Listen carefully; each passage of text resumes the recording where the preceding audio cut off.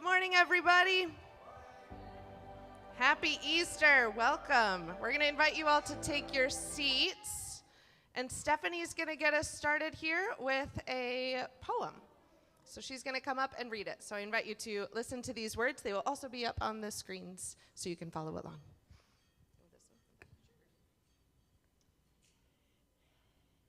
Every morning, the sun rises, majestic and steady. She is greeted in all her strength with the joyous cacophony of birdsong. I like to believe this holy chorus is the birds telling each other, "I'm here. We made it through the night. You're not alone." What good, good news.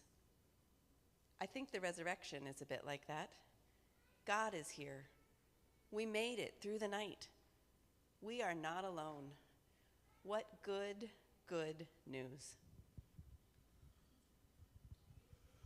What good, good news indeed. We are not alone. It is good to gather here together to remind us of that and to proclaim the words that are said all over the world every Easter long. Do you know the Easter greeting? It'll be up here. Christ is risen. He is risen indeed. Oh, we can try again. It's really, really good news. Stephanie just told us it's good news. Christ is risen. There you go. That's much better. So with this good, good news, we can celebrate. We're here to celebrate together. But I want to celebrate one other thing in the life of the branch. This past Wednesday, we had our first ever blood drive. And usually when you do something for the first time, it's like, we're kind of good at it. Oh, we blew it out of the water, friends. Our goal was to get 15 units of blood, and that's a pretty lofty goal for a first blood drive. You know how many we got? 22. Ruby, you're so smart. How did you do that? Yes, absolutely. It's good news for us to be able to do these things, right? We get to share good news with the world by doing simple things like sitting in the cafe and donating blood and laughing and sharing life together in that way. So thank you for those of you who donated. Thank you for those of you who shared the word. For those of you who donate anywhere else in throughout the year as well. Thank you for doing that. One more thing that you need to know that is coming up pretty quickly. We have a branch book club that we just started this year. Dale, where's Dale? Is he in here yet? There you are. You're like in front and I couldn't see you. Dale is leading a discussion on a book called Here Comes the Sun by Bill McKibben about the climate crisis that we're living in and hopefully some things that we can do about it too. So the first discussion group is on April 18, which is my birthday, so you all should go to celebrate my birthday. I might be going out for dinner instead. We'll see. But I just started this book this week and it's a really interesting read and a good read. And a lot of these climate books, I start and I don't understand them because science is not my jam. This one I can understand. It is written really, really well. So thanks for introducing that book to us. Julian, I feel like you have something to say.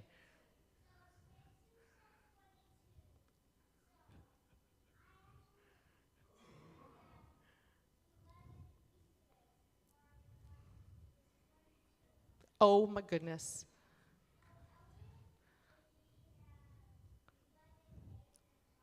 Elliot and Julian are celebrating our blood drive by both getting 11 Easter eggs, total of 22. I love it. That's amazing. All right, friends, I'm going to invite you to stand up and say hello to somebody you haven't seen in a while, somebody you don't know. Wish them a happy Easter. If you are online, we would love to hear from you as well. Ready, set, go.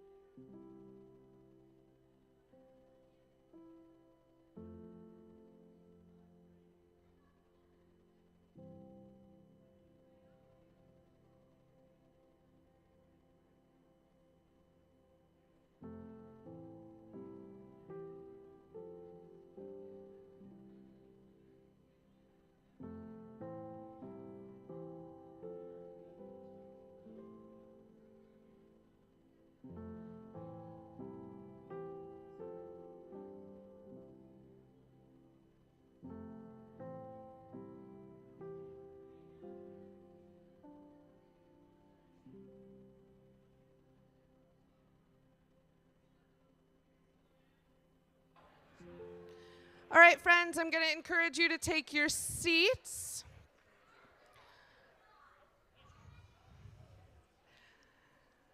We have a few people going to come up here and read the Easter story and light our Christ candle and help us get going, and then we'll sing together. So, Stephanie and Deb, why don't you come up and read the Easter story, and then DeBlaze will take it from there. Which one do you want? Why don't you take this one, Deb? You take that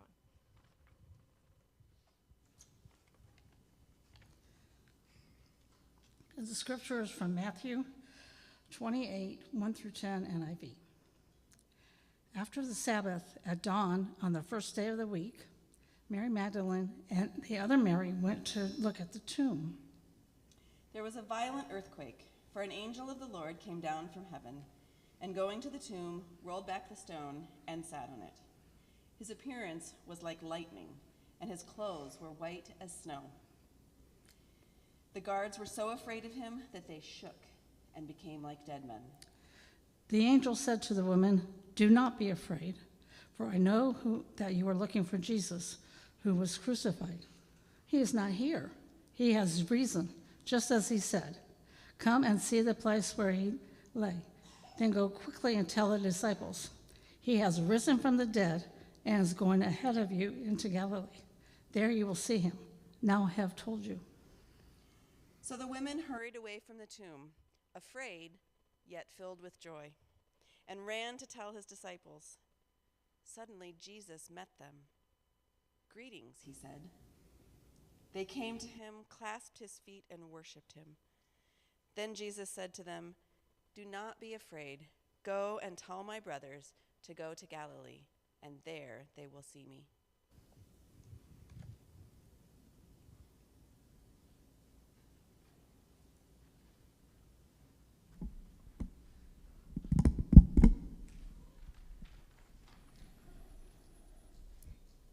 After denials, betrayals, arrest, the cross, and even death, Jesus' ministry didn't end. The good news is alive in the world. Like water turned into wine, it surprises us with joy. Like loaves of bread, it expands to feed each hungry soul. Like children's laughter, it reminds us to protect the least of these. Like swords and stones dropped, it gives us a way forward without violence, without revenge and hatred. It is a good news we are invited to live into and carry on.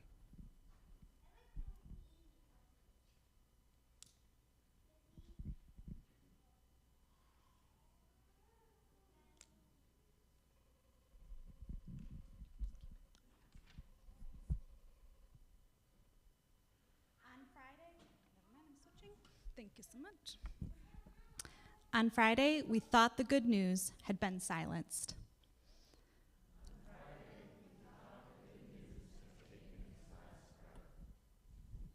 On Friday, we thought the good news had been buried.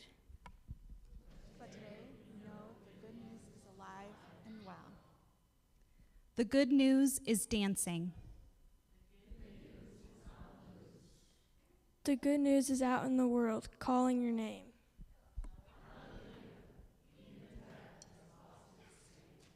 Let us worship our good news, Christ.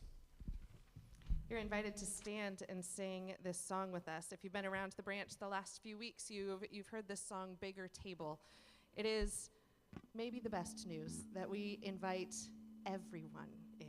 Everyone is included at the table of God. Everyone is included in our community. So would you stand with us and sing this song together?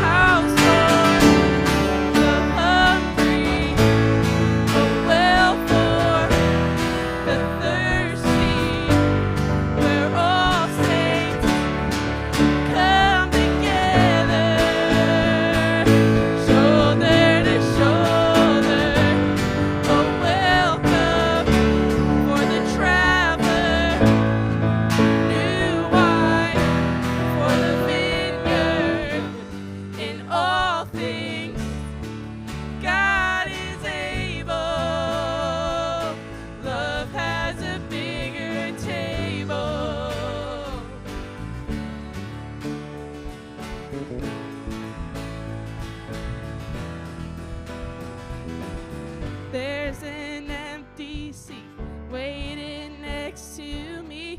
We gotta make some room for each other. Let my enemy be my family. Fill my cup till it's running over.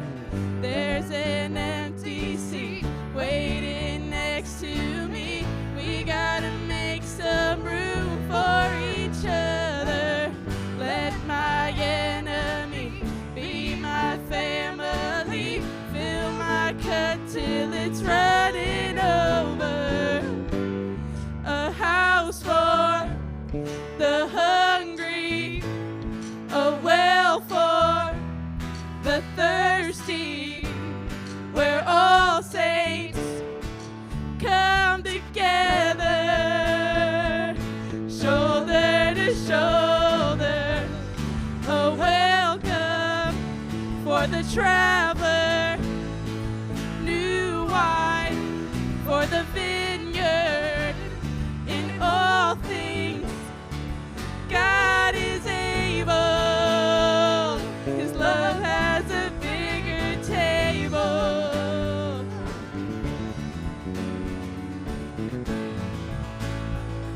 His love has a bigger table.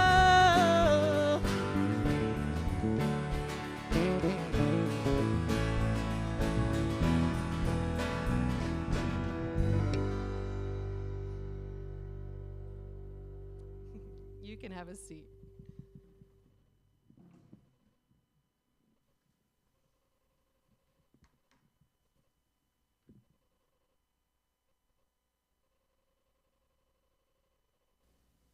Music is such a gift to us. So is art. And I want to show you the piece of artwork that we're going to look at for the next few minutes.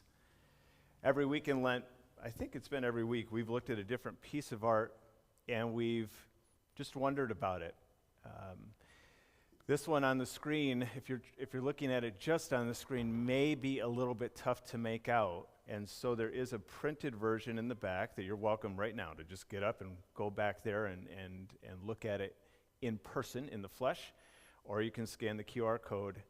That'll take you to the image, and you can then zoom in on your phone and maybe get a closer look at it. I'm going to give you just a minute or so to do that, to take a look, to see what you notice. And then we'll have a little bit of a conversation about it.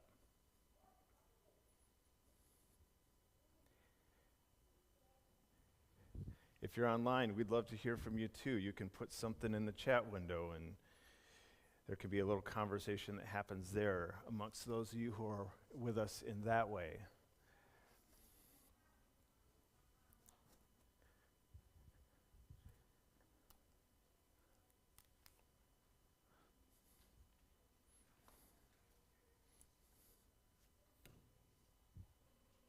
What do you notice? What grabs your attention? What stands out to you? What catches your eye?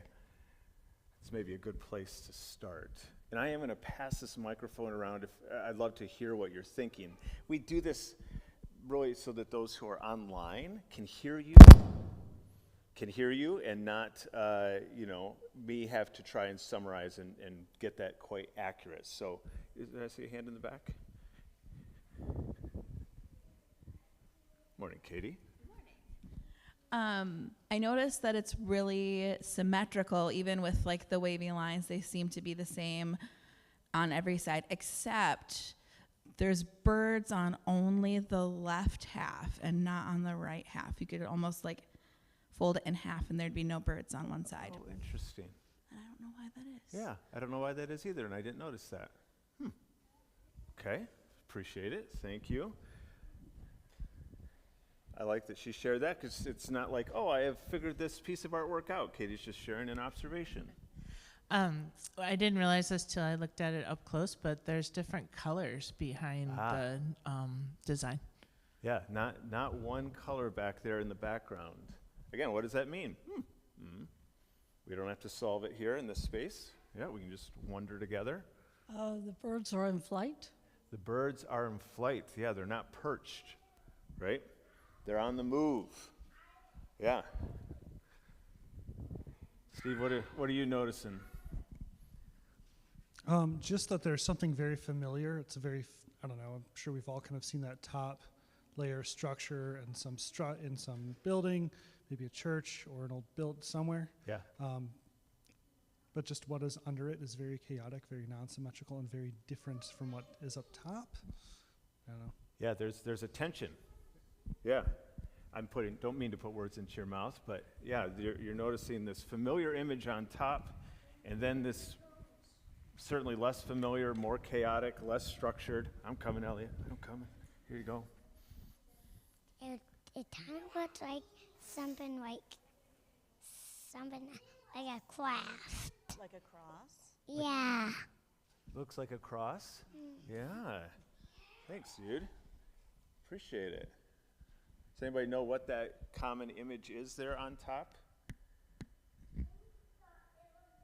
Can we get AI involved? I think it's Celtic. Is it harkened back to that? I'm not an expert in that particular form. Andrea, save me.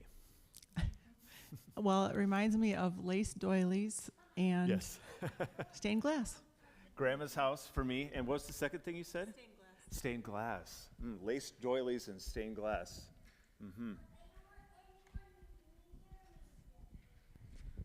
Neil.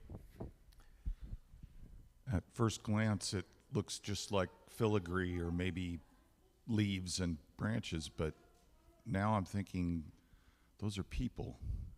The thin white lines, souls all wrapped around together. Here's somebody over my shoulder saying, wow, so you're illuminating for some of us here. Yeah, that's Yeah, this is a piece to me that feels like you got to look at this one for a bit. Some of the pieces of artwork that we've looked at are more, they're simpler, I guess, in a sense. This one is not that. Yeah.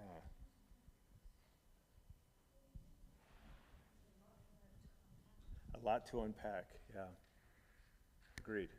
As there is in all art, whether the form is simple or not, as this one is not. It's a lot to unpack. That's the gift of art.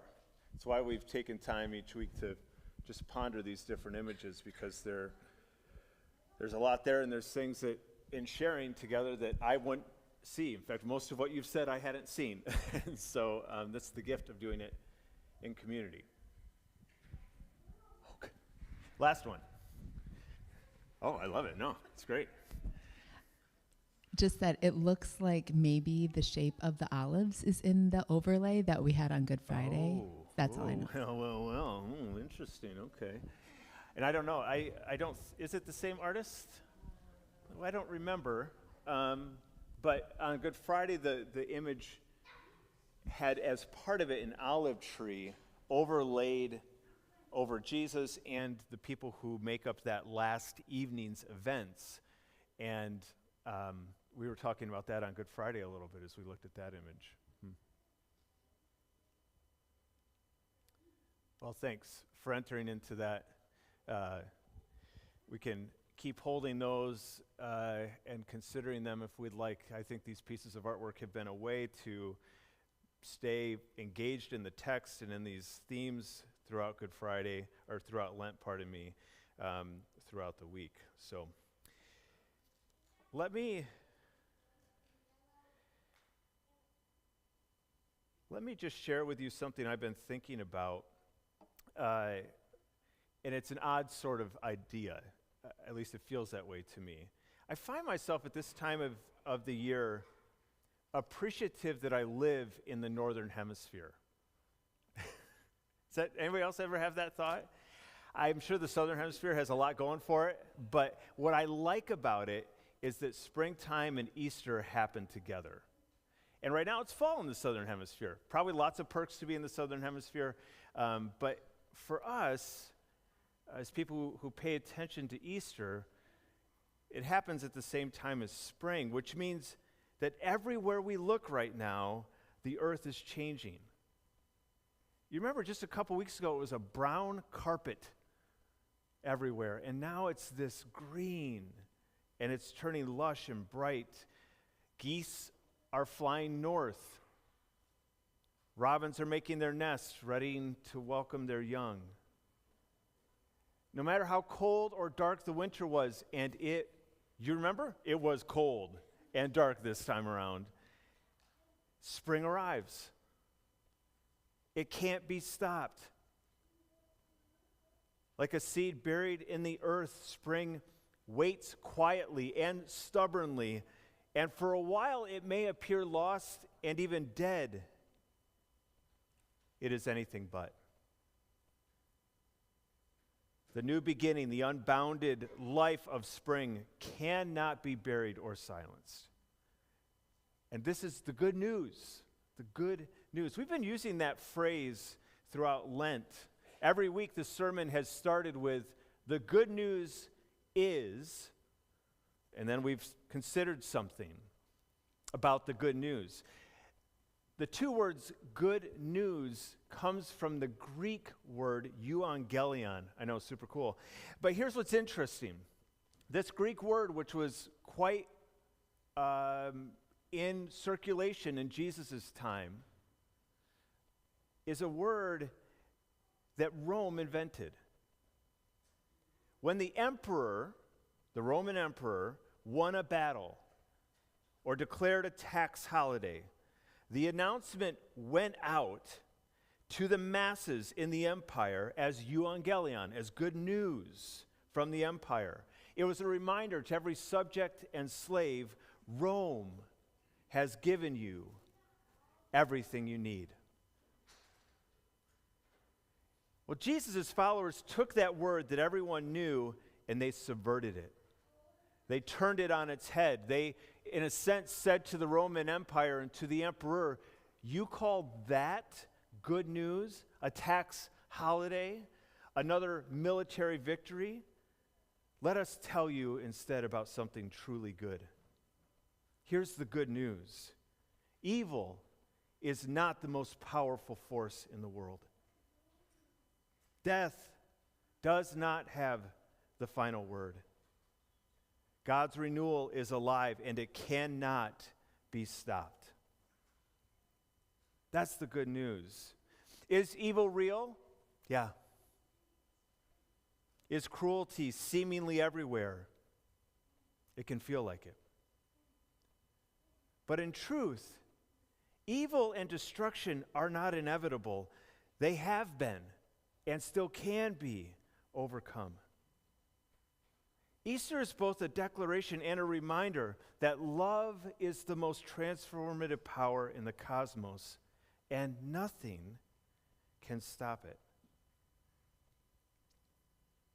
We've been spending the 6 weeks of Lent reminding each other of this good news. Ash Wednesday, Steve invited us to look at the story of the wedding banquet, a parable that Jesus tells, in which the people who are invited to the banquet are the last people you would ever expect.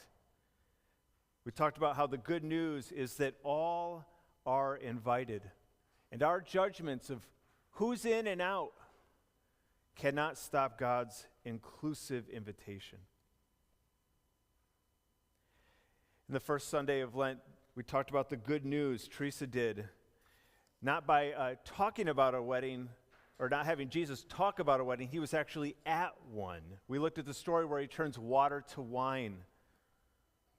The host runs out of wine. It's a major faux pas. The host would have been panicking. The servants who didn't order enough wine would have been in serious trouble. And Jesus takes water that's available. He transforms it. And it surprised everyone. See, our belief that all is lost, which we sometimes fall prey to, cannot stop the unbound expansiveness of God's goodness. Week 2, Elliot talked about this woman who takes this bottle of perfume, very expensive, and pours it out on Jesus' feet while he's at a dinner party with a bunch of religious leaders, and the religious leaders are upset, to say the least.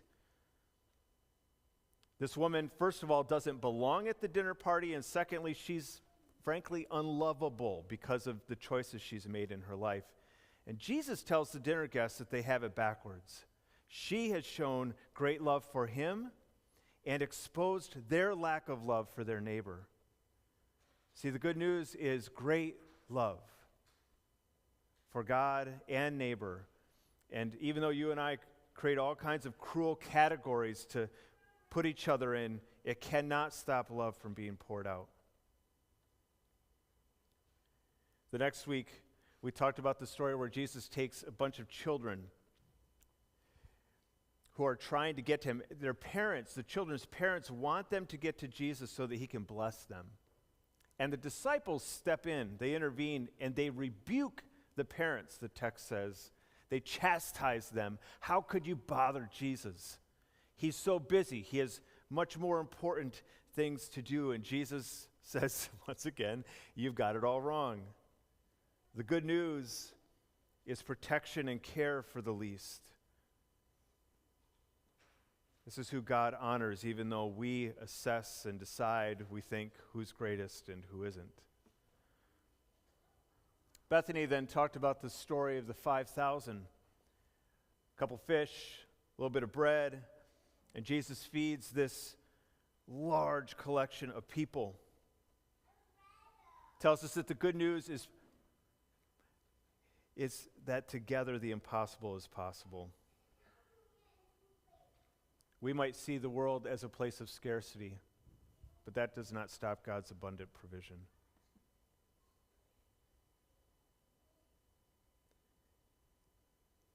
Neil then talked about the good news being rooted in justice and mercy and faithfulness, a story of a woman being brought before Jesus, caught in adultery. Where's the man we talked about? Interesting that he's not there. Because the religious leaders are trying to set a trap. And Jesus steps in between the stones and the person whom the stones are meant for. He shows what true justice looks like, what mercy looks like, even though we may be hungry for revenge. In week 6, last week, Teresa talked about this parade happening in Jerusalem. 2 parades, actually. One parade involved the elite, the religious and political elite coming into the city. They did this every Passover. And on the other side of town, on that same day, we don't know if it's exactly at the same time, but on the same day, Jesus enters on a donkey. The good news inspires us to act. Sure, the powerful love to hold their parades, but that cannot stop God's people from moving in a different direction. All of these things that we've been looking at are elements of the good news. They're the euangelion of God. And today, what we're trying to help ourselves remember is that the good news is alive in the world. It cannot be buried. It cannot be silenced. Let me read 2 texts that surround the passage that Deb and Stephanie read earlier this morning. This is before what they read. The next day, the one after preparation day, the chief priests and the Pharisees went to Pilate. Sir, they said, we remember that while Jesus, he was still alive, that deceiver, that's what they're calling him, that deceiver said, after 3 days I will rise again. So give the order for the tomb to be made secure until the 3rd day. Otherwise, his disciples may come and steal the body and tell the people that he's been raised from the dead. This last deception will be worse than the first. Take a guard, Pilate answered. Go make the tomb as secure as you know how. So they went and made the tomb secure by putting a seal on the stone and posting the guard. So the religious leaders, the day after Jesus dies, have come to Pilate to ask that the tomb would be protected so that there couldn't be any mischief, so that Jesus' disciples couldn't come back and steal the body and then make up a story about resurrection. And Pilate goes, yeah, that's probably a good idea. So they seal the tomb and they post a guard. And then after the resurrection, while the women were on their way to go tell the other disciples that Jesus was alive, some of the guards who were guarding the tomb went into the city and reported to the chief priest everything that had happened. And when the chief priests had met with the elders and devised a plan, they gave the soldiers a large sum of money, telling them, here's the story. You are to say his disciples came during the night and stole him away while you were asleep. Because if this report gets to the governor, we will satisfy him and keep you out of trouble. So the soldiers took the money and did as they were instructed, and this story has been widely circulated among the Jews to this very day. Do you see what's happening here, both before the resurrection and after? The powerful people, the people in political power, military power, religious power, they are doing everything they can to stop Jesus from having any influence after his death. They seal the tomb, post the guard, pay people to lie, and still, the life and the power and the love of Christ could not be buried or silenced. They did everything they could, and they couldn't stop it. And I think we'll always need to be reminded of this. I think we so easily forget. Maybe it's because the world is so cruel. Maybe it's because the headlines seem to only be about the bad news. But I think it's easy to believe that love is not enough, that evil will win out. But Easter says otherwise, that love is the most potent power in the cosmos. And resurrection is not a one-time event, it is a pattern. It is what love does. Something dies, and in that dying, a new thing becomes possible. Think about two partners ensnared in a fierce conflict. Maybe you've been there yourself. There are days when it feels like the conflict may be too big to overcome. Maybe you've been there yourself. And one day, with great courage and humility, both of these people in this relationship surrender. They let go of their ego. They admit they might be wrong. And they start listening to each other, really listening. And in that dying to each other, something new begins to spring up. A previously impossible way forward is now possible. Friends, that is resurrection. Or consider the civil rights era. John Lewis, a civil rights leader, and a man named Elwyn Wilson. In 1961, Wilson was part of a white mob that beat Lewis at a Greyhound bus station in Rock Hill, South Carolina. Lewis was a freedom rider, young, nonviolent, committed to the long work of justice. And Wilson was committed to stopping him. It was a savage event, brutal. 48 years later, Wilson showed up at Lewis's congressional office in Washington. He was an old man by then, and he'd spent decades living with what he had done. And he came to Lewis to say, "I was wrong. I'm sorry. Will you forgive me?" And Lewis took his hands and said, "Yes." Wilson later said that the experience set him free. Lewis said it was one of the most powerful moments in his public life. Two men, former enemies, one victim, the other the perpetrator, letting go of something old and cruel, allowing it to die between them. And in that dying, something neither of them could have manufactured on their own came to life. That is resurrection, friends. And it's not magic. It costs something for that to happen. It required Lewis to be willing to open his hands. It required Wilson to let his pride die, his certainty. This is resurrection. The tomb appears to be sealed. The guards have been posted, and yet love finds a way through anyway. We see resurrection today.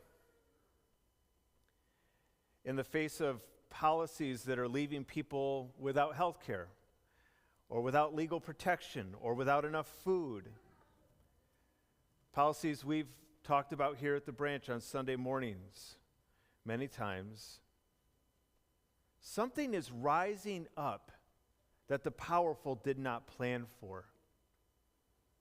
Ordinary people are giving their Saturdays, their money, their professional expertise, their spare rooms. Lawyers are showing up at detention centers. Neighbors are covering grocery bills for families afraid to leave their homes. Teachers are running Know Your Rights workshops in church basements and community centers. None of these people were asked to do this. No one's paying them. Many of them are tired and afraid themselves. But they are choosing to let something die. Their comfort, their safety, their time, their sense that someone else will handle it. And in that dying, they are becoming part of something they did not expect. A community, a movement, a stubborn, seed-like insistence that the vulnerable will not be abandoned. Friends, this is resurrection. And it's happening right now. Not in spite of the darkness, but in response to it. Again, the tomb appears to be sealed. Evil has won the day, we might say. The guards are posted, and yet love finds a way through anyway. We're always going to need to be reminded of this reality, that the good news is alive in the world. Because we're forgetful people. And these days we're scrolling people. And we're people who pay attention to the headlines, and we're fed a stream of depressing stories, and so we easily come to believe that hope is lost and that evil has won. But then Easter comes to declare what is true, the real euangelion. Love cannot be stopped. It is the most powerful force in the cosmos. And resurrection, it is everywhere. It is possible. It's happening all around us. And it's our turn to join in its pattern and in love's way. And we can start doing that right now here in this moment, actually. On the seat near you, and if you have a lot of people in your row, you may need to look to an adjacent row nearby, but there are plenty of these around. There's a butterfly and a pen, probably.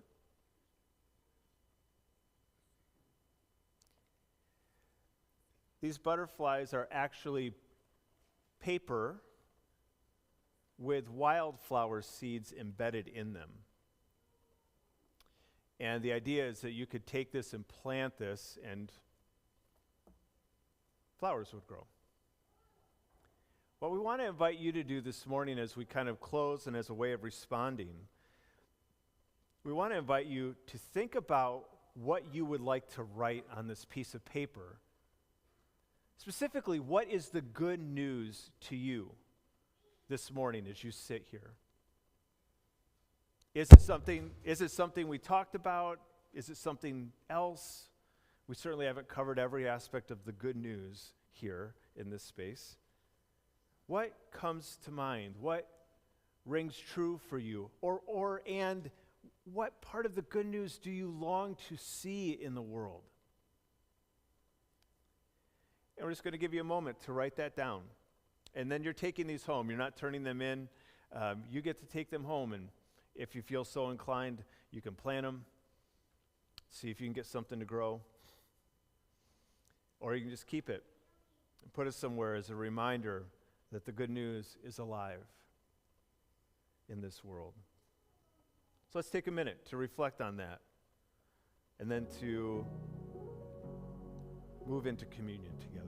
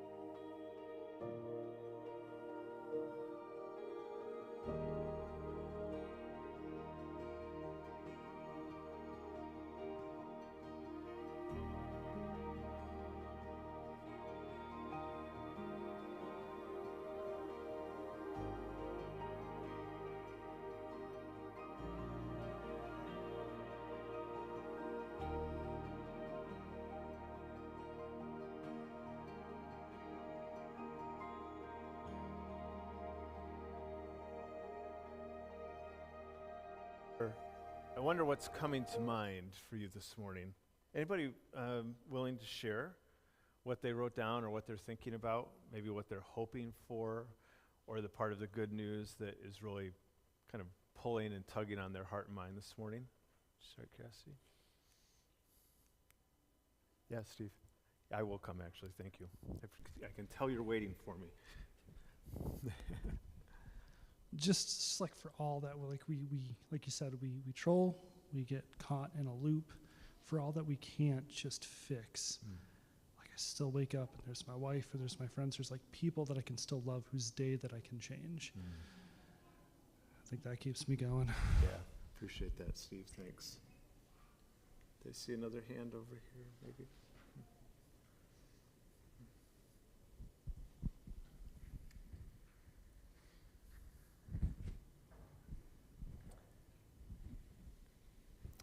Thanks, Alyssa. I just wrote community 'cause it's, Yeah, appreciate that. This doesn't have to be complicated in a way, right? Thanks, Ray. You're welcome. After a lot of review with Bema, I chose to write Shalom, Kingdom of Shalom. Yeah, appreciate that too. Wholeness, restoration, right? Yeah, thanks.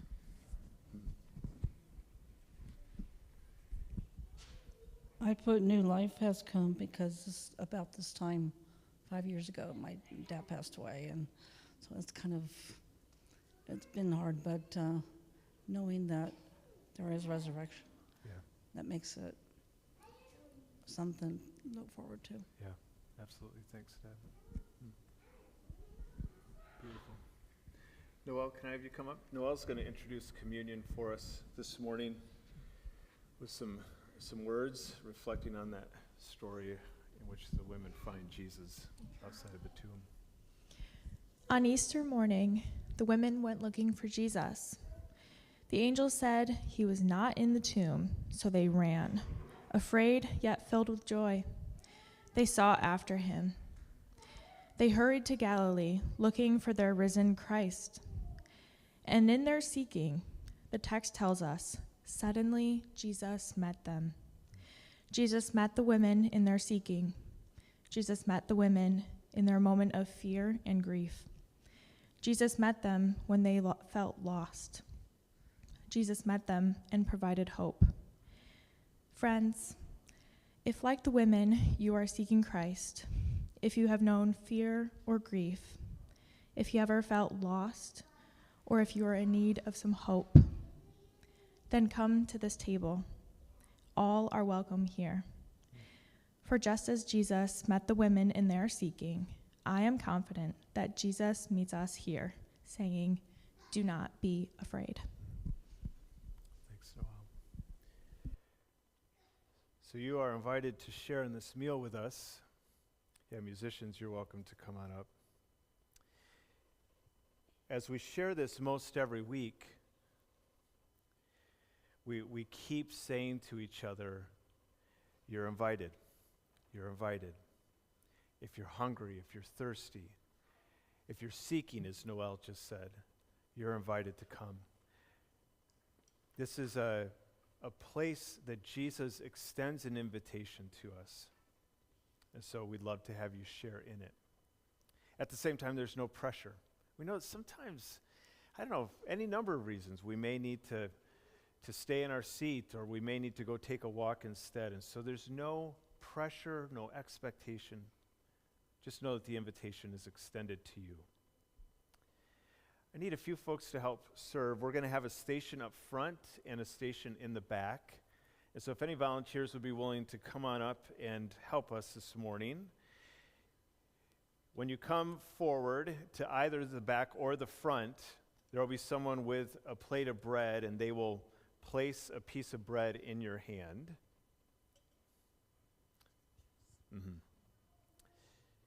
Thanks, Mike. I'll go back there with him.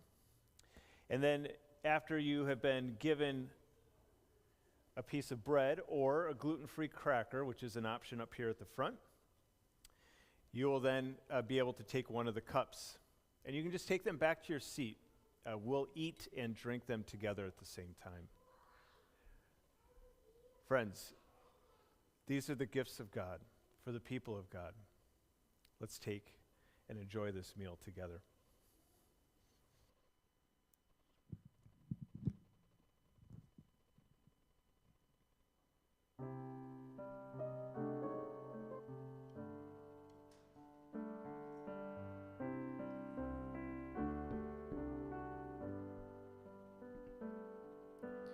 All this pain, I wonder if I'll ever find my way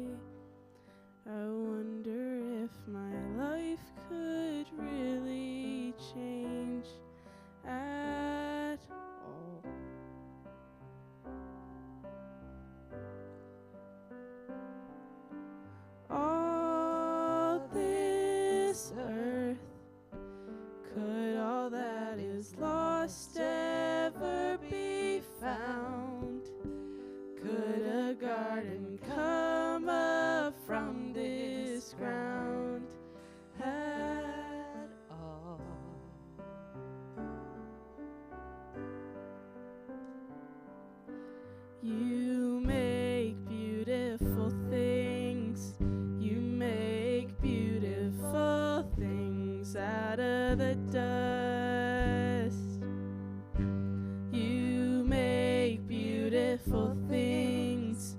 You make beautiful things out of us.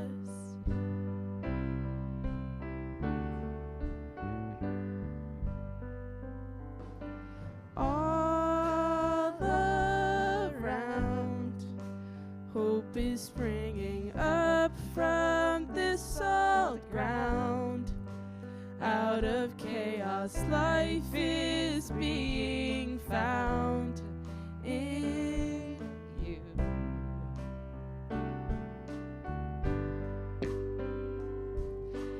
You make beautiful things. You make beautiful things out of the dust.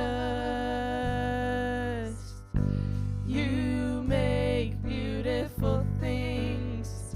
You make beautiful things out of us. You make beautiful things. You make beautiful things out of the dust. You make beautiful things. You make beautiful things out of us.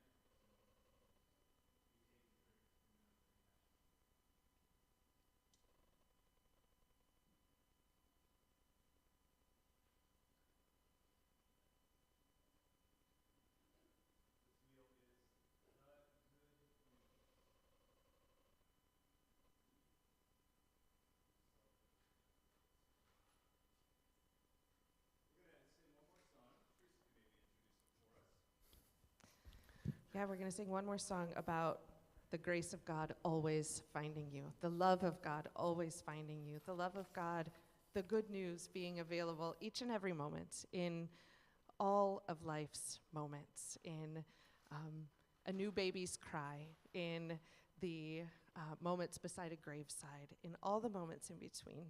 The good news is with you. Love and grace and mercy and joy and all of those things find you wherever you are. Would you stand and sing with us this final song?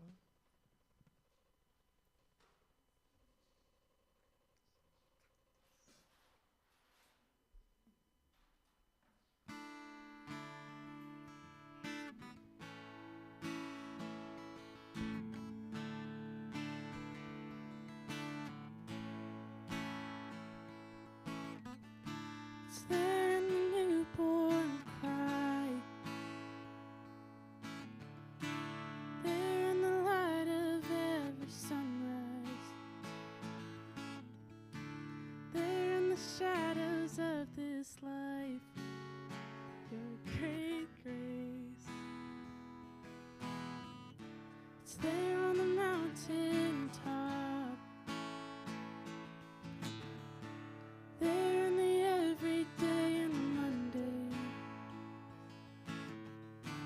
there in the sorrow and the dancing, your great grace, oh such grace. From the creation to the cross, there from the cross into eternity, your grace finds me. Yes, your grace finds me. It's there on the wedding day, there in the weeping by the graveside, there in the very breath we breathe, your great grace. The same for the rich and poor, the same for the saint and for the sinner, enough for this whole wide world, your great grace, oh such grace. From the creation to the cross, there from the cross into eternity, your grace finds me. Yes, your grace finds me. There in the darkest night of the soul, there in the sweetest songs of victory, your grace finds me. Yes, your grace finds me. Your great grace, oh such grace. Your great grace, oh such grace. Same for the rich and poor, the same for the saint and for the sinner, enough for this whole wide world, your great grace, oh such grace.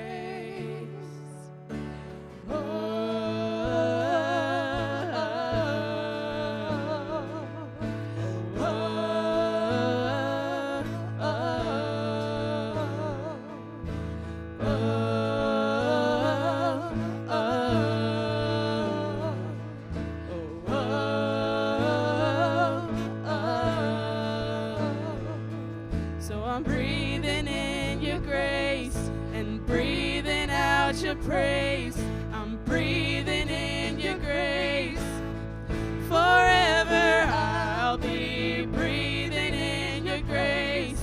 I'm breathing out your grace.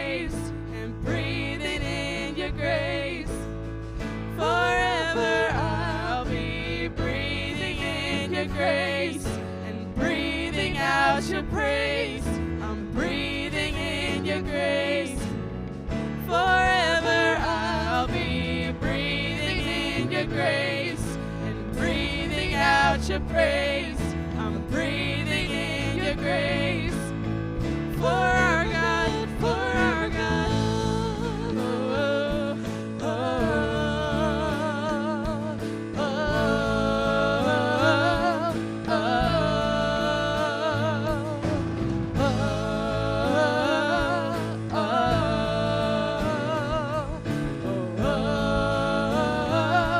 oh, the same for the rich and poor, the same for the saint and for the sinner, enough for this whole wide world. Your great grace, oh such grace.